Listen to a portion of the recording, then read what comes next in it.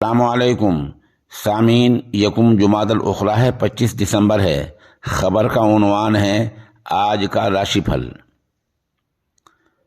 2 دن پہلے ایک صاحب کا فون آیا۔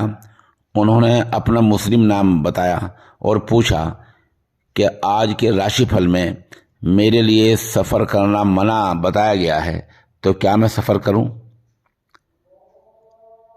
ظاہر سی بات ہے، اس بارے میں راشی پھل کے بارے میں مجھے زیادہ معلومات نہیں ہیں، تاہم اسلامی معلومات اتنی ضرور ہے کہ غیب کی بات علاوہ اللہ تعالیٰ کے کوئی نہیں جانتا ہے۔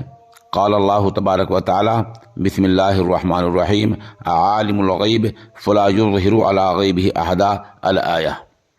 یہ کلام پاک کی آیت ہے، یہ نص قطعی ہے، اس پر ایمان لانا ضروری ہے، جس کا واضح اور صاف مطلب یہ ہے کہ غیب کی بات علاوہ اللہ تعالیٰ کے کوئی نہیں جانتا ہے۔ ادھر حدیث شریف میں ہے، جو آدمی کسی سے غیب کی بات پوچھنے گیا، اس پر یقین کیا تو اس کی 40 دن کی نماز قبول نہیں ہوتی ہے۔